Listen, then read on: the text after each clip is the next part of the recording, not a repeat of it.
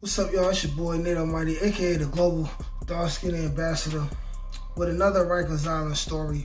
I want to break down something that probably happens a whole lot when you're working within the highest status levels of Rikers Island, mainly C-74, whereas situations where you won't want to get into it with a dude. You may have the power to have something done to somebody, but you really don't want nothing to happen to them per se. But due to politics of the house that you're living in, you have to participate in the oppression of somebody you don't want to oppress, or you have to play a role in joining forces with other people in the house and packing a guy up. By packing him up, I mean like jumping him, basically, you know what I'm saying? Kicking his ass, packing him up, getting out of there because he's not respecting protocol, and it has been deemed necessary to remove him from the vicinity of the house that everyone is living in because he disturbs the status quo. Now, I remember this was 2009, and I hadn't been on the island at least 12 months.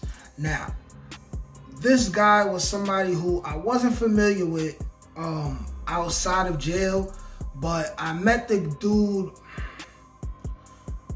briefly, maybe at court or something like that. Now, this dude was cool. I didn't really have a problem with him, but it just so happened that maybe weeks after I got to know this dude in court and we hit it off and I felt like he was a pretty stand-up dude, he ends up being moved to a house that he ended up clashing with the other people who had a level of authority within the house.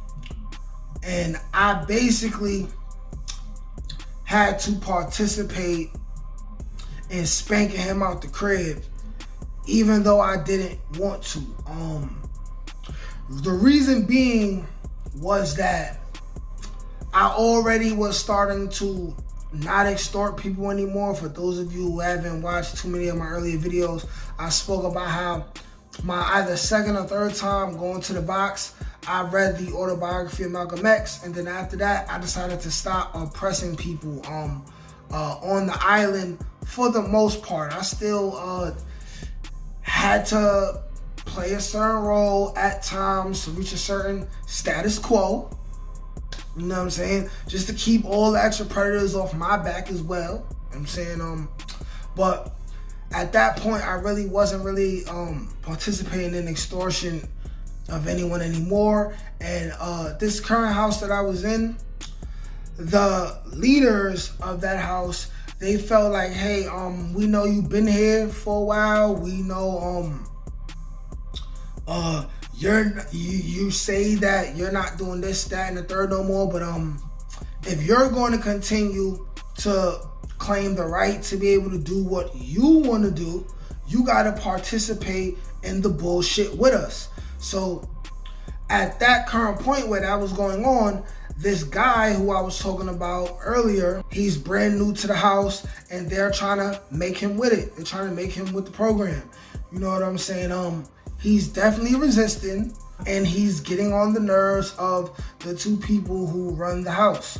So the guys are having conversations amongst each other, and then what they do is they have a talk with everybody who is good in that house. So that's the two people who run the house, that's the 3 to 5 people who are on the team, and then there's the 3 to 5 people who are not on the team, but they still get to maneuver however they want. You know what I'm saying? It's basically being on the team without being on the team.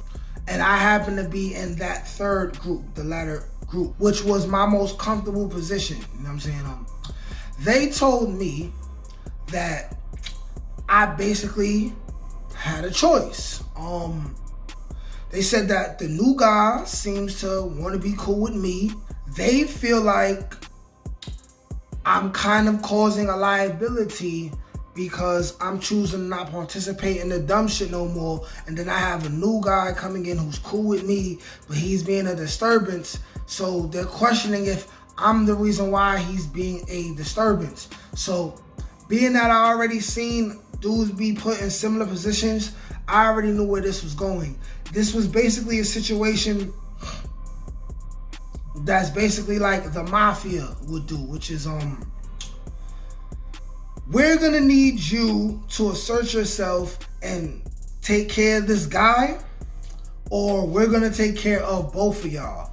Okay, so at this current point in time, I had already been on the box 2-3 times, not trying to rush to go back to the box. And also I've been comfortable in this house for 2-3 months. I have people who I'm really cool with. I wasn't in a rush to leave.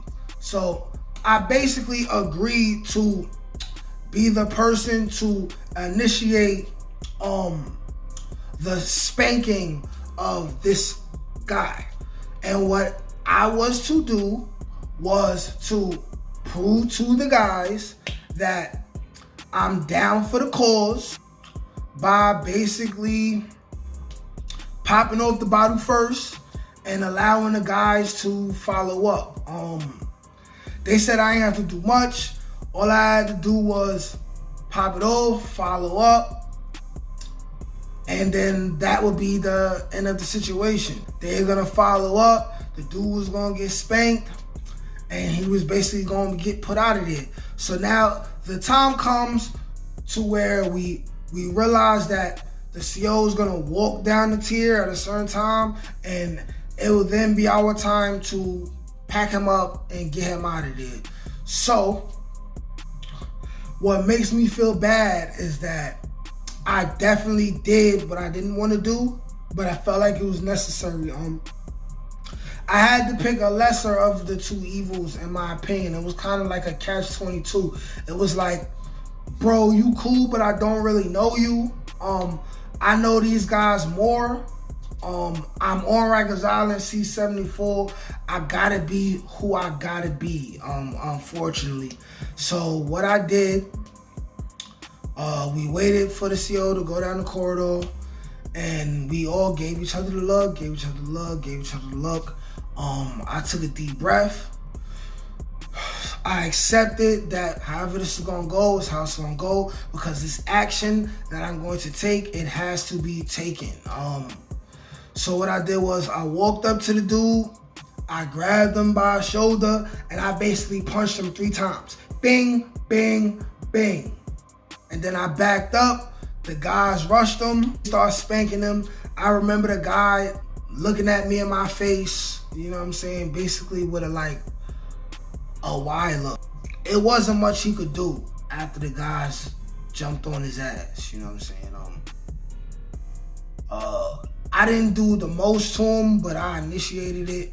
I really feel like it's corny, and I really feel like had I not been on Rikers Island, I wouldn't have been burdened with the choice to have to put my hands on somebody who I literally have no problem with and just randomly attack him over some shit that he's a part of but don't really know what's brewing, when at that moment he felt like he could trust me and he was cool with me, and under different circumstances me and him probably would have been real good friends. This is not one of those real extravagant, super violent stories that a lot of y'all guys is used to, a lot of the exaggerations. This is, you know, some necessary, corny, unnecessary stuff that I had to do that I regretted, and I wish I didn't have to do. Like, share, comment, subscribe. Peace.